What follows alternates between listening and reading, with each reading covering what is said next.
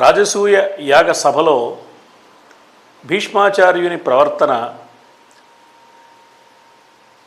భీష్ముని యొక్క ఔన్నత్యాన్ని, ఔచిత్యాన్ని, ధార్మిక హృదయాన్ని, ఆధ్యాత్మిక వేతృత్వాన్ని తెలియజేసే సన్నివేశం. రాజసూయ యాగంలో అగ్రపూజ ఎవరికి చెయ్యాలి అని భావించినప్పుడు భీష్ముడు కృష్ణ పరమాత్మ పేరు సూచించడం భీష్ముని యొక్క పరమార్థ తత్వానికి ప్రతీక. భీష్ముడెరిగినట్లెరుగగా నీ కరిది శిశుపాల అని ధర్మరాజు శిశుపాలుణ్ణి మందలించాడు కూడా. కృష్ణుడి పేరు చెప్పడానికి అభ్యంతరం చెప్పిన శిశుపాలుణ్ణి ధర్మరాజు మందలించాడు కూడా. పెద్దల చరితంబు అల్పులకు ఎరుగ శక్యమయ్యందు అని కూడా అన్నాడు. భీష్ముడు ఏమన్నాడో కూడా ధర్మరాజు చెప్పాడు. ఆదిజుడైన బ్రహ్మ ఉదయం బునక ఆస్పదమైన వాడు, వేదాది సమస్త వాంగ్మయములందు ప్రశంసితుడైన వాడు, లోకాది త్రిలోక పూజ్యుడని ఆత్మ నెరింగి పితామహుండు దామోదరు చెప్పే పూజ్యుడని, యుక్తమ కాక ఇది ఏమి దోషమే. ఈ కారణాల వల్ల శ్రీకృష్ణుడు అగ్రపూజకు తగినవాడు అని మన పితామహుడైన భీష్ముడు చెప్పాడయ్యా శిశుపాల, నీకేమిటయ్యా అభ్యంతరం? ఇది ఎందుకు సరైంది కాదు, నువ్వు అనవసరమైన అభ్యంతరం లేవదీస్తున్నావు శిశుపాల అని ధర్మరాజు మందలింపు లాంటి మాట కూడా అన్నాడు. ఏమన్నాడట భీష్ముడు? ఆదిజుడైన బ్రహ్మ ఉదయం బునక ఆస్పదమైన వాడు. కృష్ణుడంటే కృష్ణుడు కాదయ్యా, సాక్షాత్తు విష్ణుమూర్తే. ఏ పరమాత్మ యొక్క నాభి కమలంలో నుంచి బ్రహ్మదేవుడు ఉద్భవించాడో, ఆ బ్రహ్మదేవుడు సమస్త సృష్టిని చేశాడో, అలాంటి సృష్టికర్తకే సృష్టికర్త అయిన పరమాత్మ శ్రీ మహావిష్ణువే ఇప్పుడు కృష్ణుడుగా ఉన్నాడు సుమా.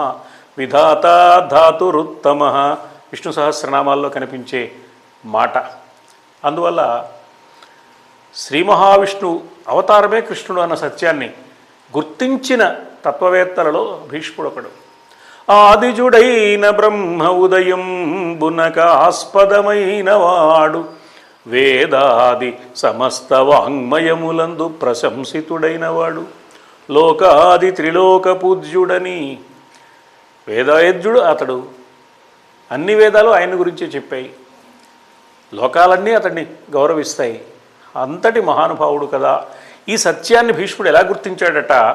బుద్ధి నెరింగి కాదు, మనస్సులో ఎరింగి కాదు, ఆత్మ నెరింగి, ఆత్మజ్ఞానం కలిగిన మహానుభావుడు. పితామహుండు దామోదరు చెప్పే ఈ భీష్మ పితామహుడు పరమాత్మతత్వాన్ని బాగా తెలిసిన పితామహుడైన బ్రహ్మదేవుడు లాంటివాడు. అందుకని అక్కడ అన్నయ్య గారు పితామహుడు పదాన్ని తమాషాగా ప్రయోగించారు. పితామహుడు అంటే బ్రహ్మ, పితామహుడు అంటే ఇక్కడ భీష్ముడు. ఆ బ్రహ్మదేవుడు ఎలా విష్ణుతత్వాన్ని తెలుసుకున్నాడో ఈ భీష్ముడు కూడా అలా తెలుసుకున్నవాడు అనమాట. పితామహుండు దామోదరు చెప్పే పూజ్యుడని అని ఇలా పరమాత్మతత్వాన్ని తెలుసుకున్న భీష్ముడు మనకు కనిపిస్తాడు సభాపర్వంలో. ఇక పాండవులు జూదంలో ఓడిపోయి రెండవ జూదంలో అనుకున్న నియమం ప్రకారం 12 సంవత్సరాలు అరణ్యవాసం, ఏడాది అజ్ఞాతవాసం చేయవలసి వచ్చినప్పుడు జరుగుతున్న అన్ని సన్నివేశాలను పరిశీలిస్తున్నాడు. కానీ భీష్ముడు ఏ కూడని విషయాన్ని ఆపే ప్రయత్నం చేయలేకపోయాడు. అంతేకాక కౌరవులు పాండవులు వేరుగా ఉన్నప్పుడు పాండవులు ధర్మాత్ములని తెలిసి పాండవుల యందు అపారమైన ప్రేమ ఉండి కూడా భీష్ముడు చిత్రంగా కౌరవుల వెంటే ఉండిపోయాడు. ఈ రాజ్యం నాది కాదు, వాళ్ళకి ఇచ్చేసాను, ప్రతిజ్ఞాపూర్వకంగా వదులుకున్నాను కాబట్టి ధృతరాష్ట్రుడు ఉప్పు తింటున్నాను అనుకున్నాడు. దీంతో పాటుగా ఇక్కడ తన కుమారుడు అయిన ధృతరాష్ట్రుడు జీవించి ఉన్నాడు, అక్కడ కుమారుడైన పాండురాజు జీవించలేడు, మనుమళ్ళ దగ్గర ఉండాలి. కొడుకుల తరం నుంచి మనుమల తరానికి దూకడానికి వెనుకంజ వేసే మామూలు మానవుల బలహీనత వంటి బలహీనత భీష్ముడి మనస్సులో కూడా పనిచేసిందా అనిపిస్తుంది మనకి. అందుకని భీష్ముడు కౌరవులతోనే ఉండిపోయాడు. కానీ సందర్భం వచ్చినప్పుడల్లా కౌరవులకు హితబోధ చేస్తూ వచ్చాడు. అరణ్యవాసం అయిపోయిన తర్వాత పాండవులు అజ్ఞాతవాసం చేస్తున్నప్పుడు అజ్ఞాతవాసం చేస్తున్న పాండవులను వెతికి పట్టుకోవడానికి కౌరవులు అనేక రకాల ప్రయత్నాలు చేస్తున్నప్పుడు వాళ్ళ ప్రయత్నాలన్నీ విఫలమైతే ఆ వంశానికి సంబంధించిన పెద్దగా భీష్ముడే పాండవుల ఉనికి కనుక్కోవడానికి కావలసిన ఆలోచన స్ఫురణ కలిగించిన వాడు భీష్ముడే కౌరవులకి. ఏ ప్రదేశం సకాల వర్షాలతో సస్యశ్యామలంగా ఉంటుందో ఆ ప్రదేశం పాండవులు ఉన్నారని గుర్తించడానికి అవకాశం ఉంది అని, విరాట రాజ్యంలో పాండవులు ఉన్నారు అనే ఒక ఆలోచన భీష్ముడే కలిగించాడు అనిపిస్తుంది మనకి. అలా ఉత్తర గోగ్రహణం జరగడానికి కారణమైన వాడు కూడా భీష్ముడే. ఉత్తర గోగ్రహణ సంగ్రామంలో అర్జునుడు సమ్మోహనాస్త్రం ప్రయోగించినప్పుడు భీష్ముని తపశ్శక్తి ఎంతటిది అంటే ఆ సమ్మోహనాస్త్రానికి అందరూ లోబడిపోయారు, కానీ భీష్ముడిని ఆ సమ్మోహనాస్త్రం ఏం చేయలేదు. ఆయన అర్జునుడి మీద ప్రేమతో అలా నిద్ర నటించాడు, ఆయన మేలుకునే ఉన్నాడు. బొమ్మ పొత్తికలు తేవడానికి వెళ్ళిన ఉత్తర కుమారుడు ఈ సత్యాన్ని గుర్తించాడు. అసలు ఉత్తర గోగ్రహణ సమయంలో తమను ఎదుర్కోవడానికి వచ్చిన అర్జునుడిని వేళాకోళం చేశారు దుర్యోధన కర్ణులు. అజ్ఞాతవాసం పూర్తి కాకుండా నువ్వు దొరికిపోయావు, మళ్ళీ మీరు అరణ్యవాసం అజ్ఞాతవాసం చెయ్యాలి, బృహన్నల వేషంలో ఉన్నది నువ్వేనని తెలిసిపోయింది మాకు అని మొదలుపెట్టారు. కానీ అప్పుడు భీష్ముడు లెక్కలు కట్టి అధిక మాసాలతో సహా నిన్నటితో అజ్ఞాతవాసం పూర్తయిపోయింది, 13 సంవత్సరాలు అయిపోయాయి. 13 హాయనములు తప్పక నిన్నటితోన నిండే.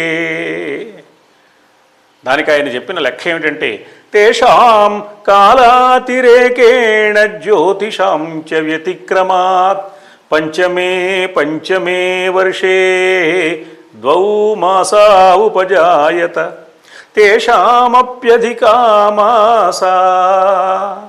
ఇలా ఒక లెక్క చెప్పి కాలంలో వచ్చే మార్పు వల్ల, జ్యోతిశ్చక్ర గమనంలో వచ్చే మార్పుల వల్ల 5 సంవత్సరాలకు ఒక్క మారు 2 అధిక మాసాలు వస్తాయి సుమా. పాండవులు అరణ్యవాసం ప్రారంభించిన 2వ ఏట అధిక మాసం మొదలైంది. 2వ ఏట ఒక్కండది మాసమిట్లెక్కిన అన్నెలలెల్ల కూడుకొన 13 హాయనములు తప్పక నిన్నటితోన నిండే. పాండవులు అరణ్యవాసం ప్రారంభించిన 2వ సంవత్సరంలో మొట్టమొదటిసారిగా అధిక మాసం వచ్చింది. అక్కడి నుంచి 5 ఏళ్లకు 2 అధిక మాసాల చొప్పున లెక్క వేసుకుంటే నిన్నటితో అరణ్యవాస అజ్ఞాతవాసాల గడువు తీరిపోయిందయా, 13 ఏళ్ళు పూర్తయిపోయాయి. కాబట్టి పాండవులు నియమాన్ని తప్పినట్టు కాదు, అందువల్ల పాండవులు మళ్ళీ అరణ్యవాసం అజ్ఞాతవాసం చేయవలసిన అవసరం లేదని తీర్పు చెప్పాడు ఉత్తర గోగ్రహణ సందర్భంలో భీష్ముడు. అంటే సకల ధర్మవేత్తగా ఉండి అవసరమైన వేళలో ధర్మ నిర్ణయం చేయడంలో ఏ విధమైన ఏమరుపాటు రాకుండా జాగ్రత్త పడ్డవాడుగా కూడా భీష్ముడు కనిపిస్తాడు.